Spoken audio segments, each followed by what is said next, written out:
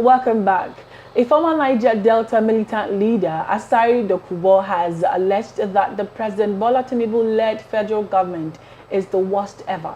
Asari, in a viral video clip on Wednesday, said that some Niger Delta people, particularly the Ijaw ethnic group, are already angry with the present government. The former militant, who was a staunch supporter of Tinubu and All Progressives Congress (APC) during the electioneering season, lamented that he earlier assured the Ijaw people that the government would perform well. He, however, alleged that the present situation has indicated that the Tinubu administration is a nightmare for the Ijaw people. Asari opined that the political crisis rocking the River State is serving as a litmus test for President Tinubu's administration. Now we're going to see what Asari Dokunbo has to say yesterday, on Wednesday, what he made mention of. He said a lot of things, so let's listen to what he had to say.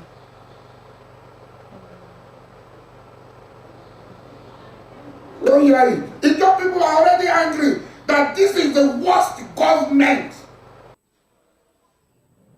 This government is against the Ijaw people, and you want to add fire to petrol? You want to add petrol to fire? This is the worst government. That's the feeling of the Ijaw people. If nobody is telling you, as a friend, I will tell you, Ijaw people feel this is the worst government for them. This is a nightmare for them. And when we were voting, when we were campaigning for you, a lot of Ijaw people called me, President, you don't know Tinubu. You know everything about Tinubu. Tinubu is your friend. No? We hope it's not going to look the other way. And I assured everybody, I say, if Tinubu fails, hold me responsible. And today, the people are asking me, are you still on that if Tinubu fails, hold me responsible? River State is a litmus test. If there is going to be any fire, it will start in River State. I cannot stop them. I, as an individual, I cannot stop them. I cannot even stand on their way because they will shove me aside. Let me tell you, nobody, if anybody is giving you assurance that he can stand in the gap,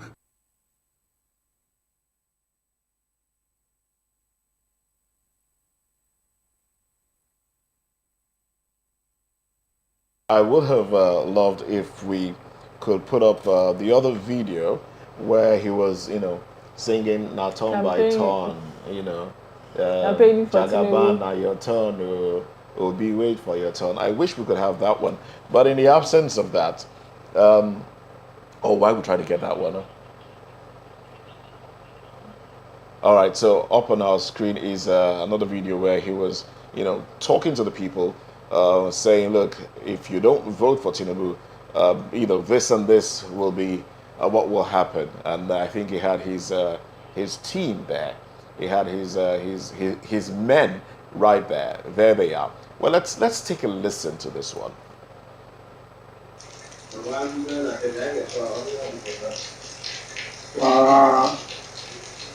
Yeah, Tango. We work for President Ahmed Bola Tinubu, and he will succeed. Yes. Anybody who is planning for him to kill, the person has already. Yes. We are not competing with anybody. As you see us, we have never competed with anybody. Who is making noise there?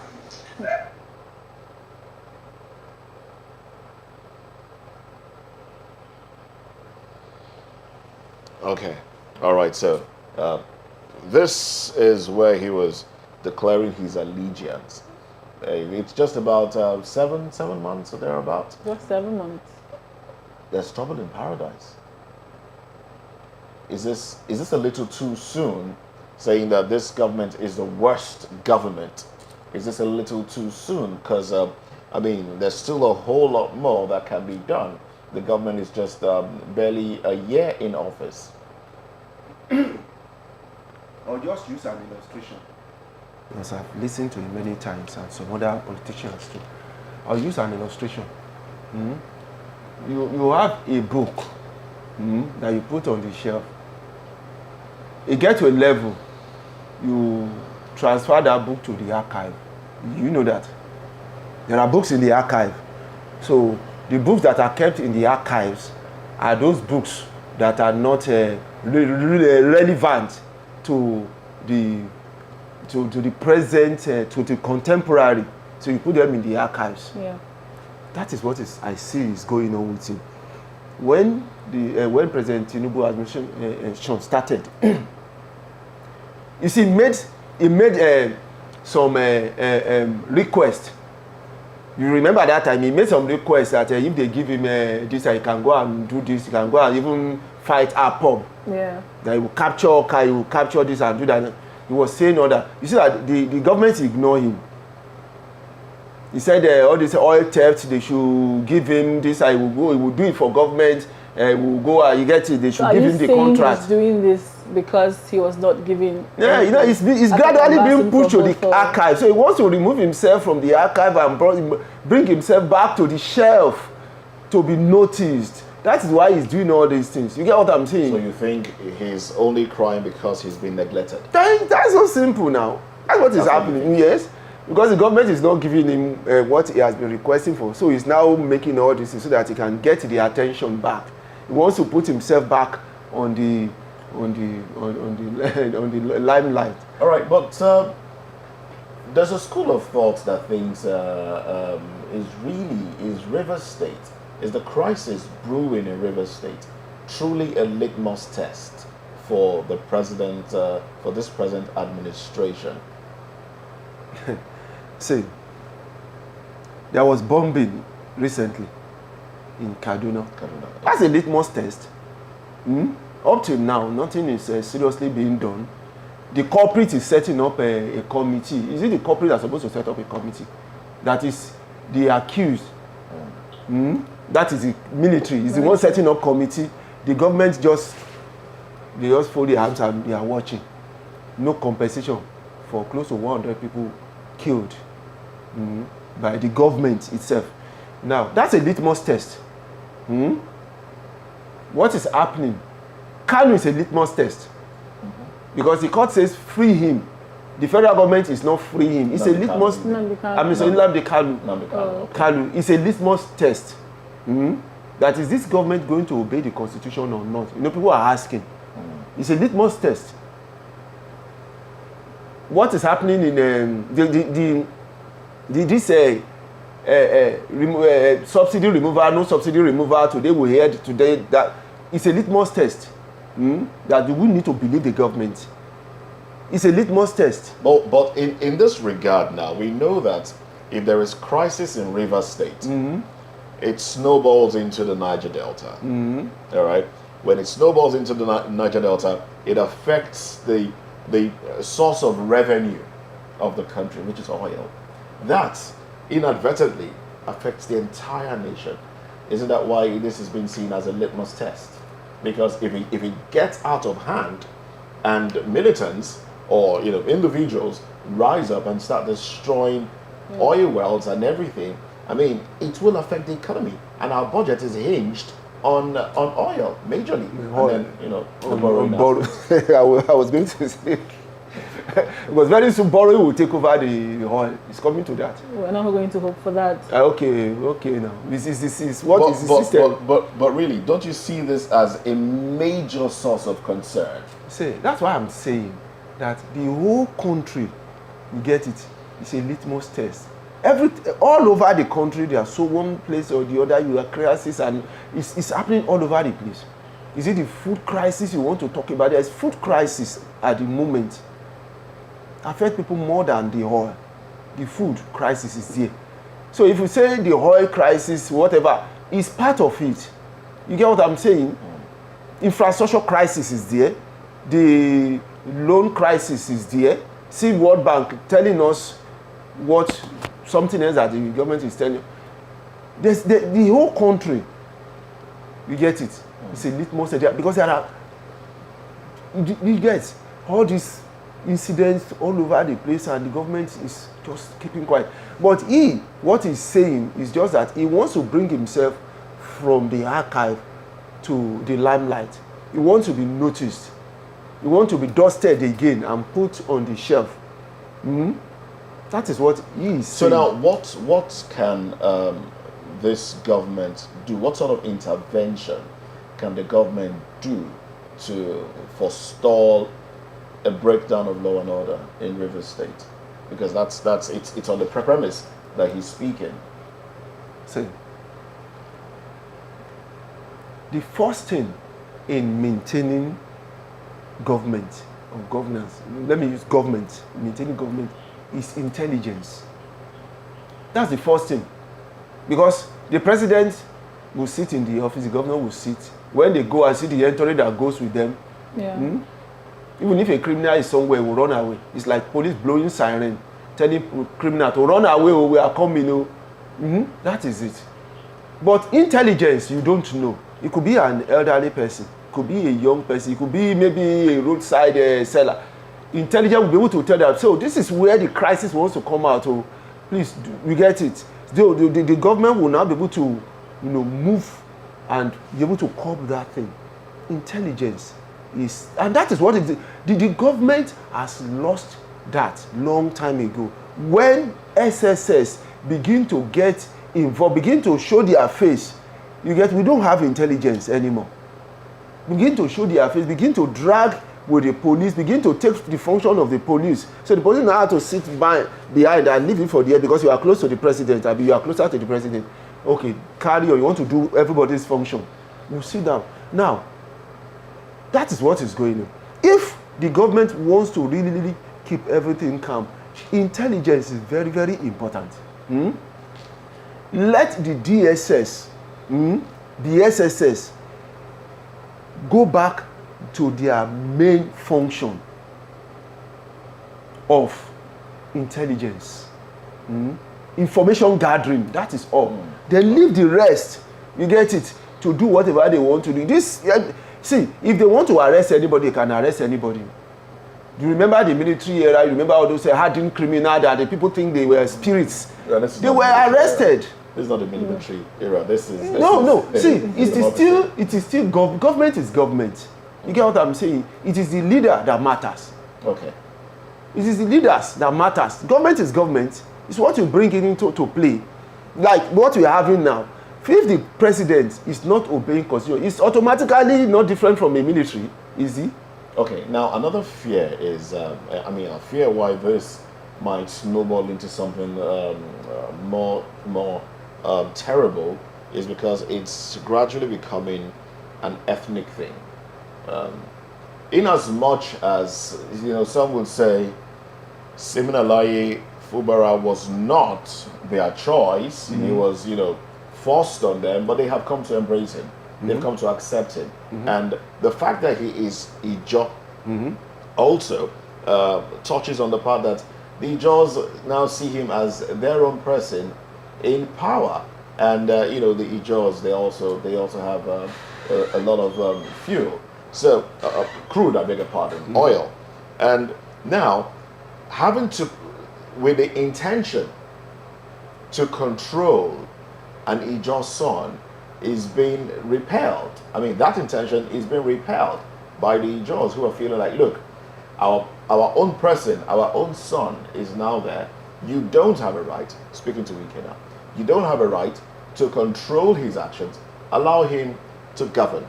All right? Now, that is making the Ijos. That's why Asari Dokunbo was saying, look, the Ijos are angry because they feel like, okay, you're trying to cage their son you are meddling who is in authority. How should the president interfere? Should the president interfere? If he should, to prevent crisis in the nation, how should he interfere? See, if you want to, many of these things, you get what I'm saying, they are just a form of political psychology. Political psychology. That is what is going on. Our people, our own person is there. Don't disturb him. It's just psychological.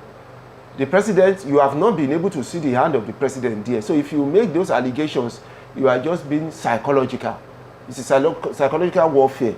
You get what I'm saying? It's a simple psychological warfare that is going on in this place. That's why the governor himself is overdoing things, demolishing, presenting this into 5 lawmakers, this and that. See, is he doing more than Wike did to Amechi?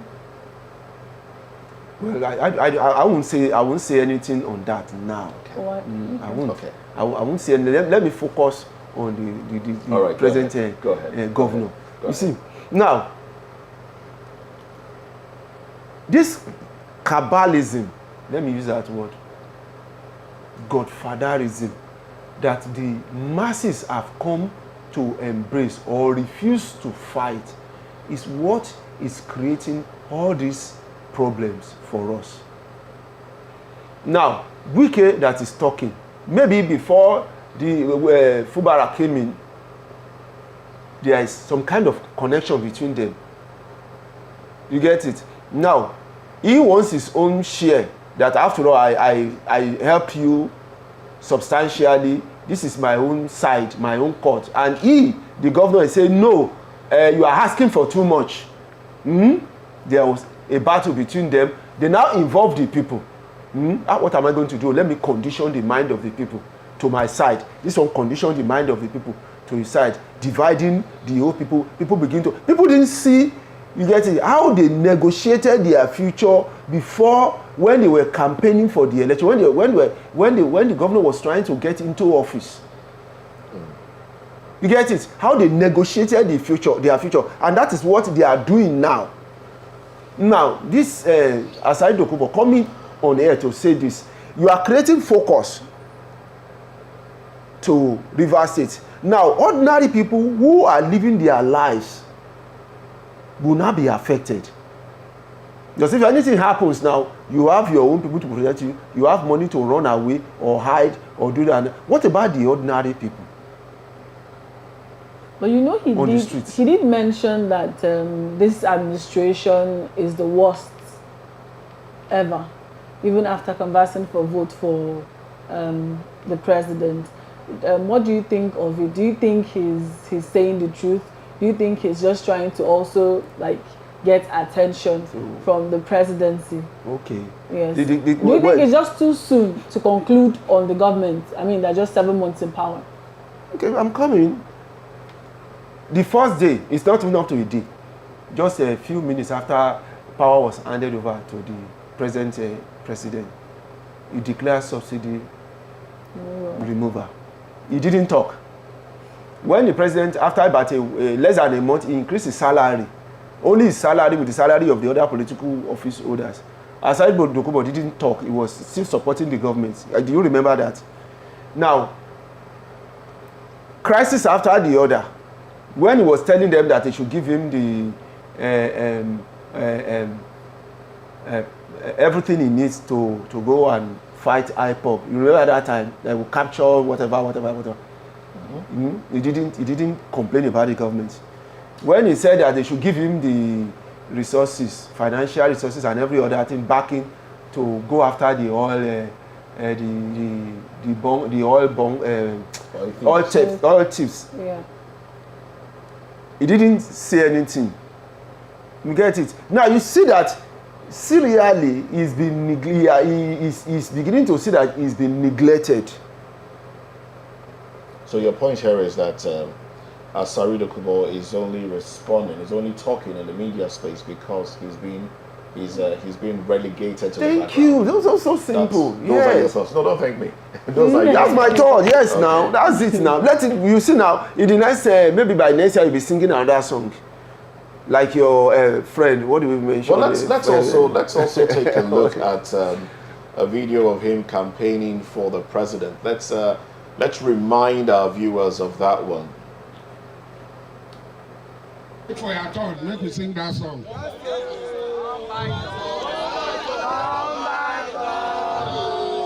Turn by turn, not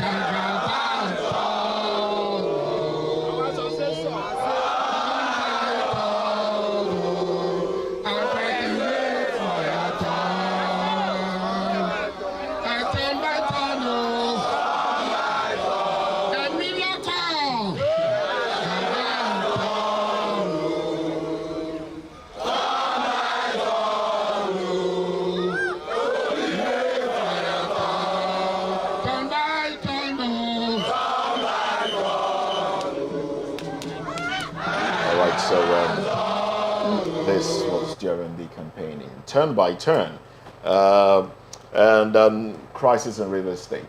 Now, do you think? Let's switch it a little bit. Even in Abuja, where the minister, the FCT minister, is holding sway, there have been calls about him being distracted by what is happening in his home state, and he's not concentrating on what he should be doing in the FCT. This crisis brewing between the minister, Nyesom Wike, and the governor, Siminalayi Fubara, do you think it will affect the position of the minister? Do you think the president might, at some point, be forced to relieve Nyesom Wike of his office? I'm not in the mind of the president at the moment. But from what I can see, it's like the president is okay with what he's doing, because the president is not complaining. Nobody is calling him to order. He's been doing what he's been doing. You get it? So well, residents of the FCT are complaining. But the presidency, who has the power to remove him or put him in office, is not complaining. And he's been doing this thing. He didn't start. He's been doing it for months. And the presidency is not complaining. The presidency asked them to settle their issues. Okay, the presidency asked him. That means the presidency is not concerned. Yeah, he reacted to that. No, that's what I'm saying, that the presidency is not concerned. He's okay with what he's doing. That's why he said, okay, go and settle with them. We are still in minister, go and settle. That means he's still giving him the go-ahead to do whatever he wants to do. Yeah. That's it. And so the presidency is not, it's okay with what he's doing. It's okay. All right. Well, we also hear that the Minister of Information has also said that Nyesom Wike is acting as an individual and not on behalf of the government. He's acting as an individual. So that's more like distancing themselves from the activities of Wike. Yeah. You seriously don't think that this in the long run, if prolonged, will affect his position? Let's also not forget that he's not openly a member of the APC. That's what I'm saying. You get it? That the commander in the chief of staff, the commander in chief of the presidency is not complaining. Forget about what we've seen where conflicts occur even in this government, in which the Minister of Information will say, I'm wanting the media advisor to the president will say another thing. Is that not true? You get it? So leave that. If the president wants him to stop today, he will stop. He will stop. In fact, if you want him to leave office today, you just hear that he has but then things get to a climax. The question is, as it is going, don't you see the possibility of it getting to that climax where actions will now be taken that will affect his position as a minister? That's the question. I don't think so. You don't think so? Okay. Well, thank you very much, Lawale Kundayo, educationist, public affairs commentator. Thank you for coming on the program. Okay, we'll take a break. When we return, we'll be having business, entertainment, and sports will follow. Okay. Stay with us.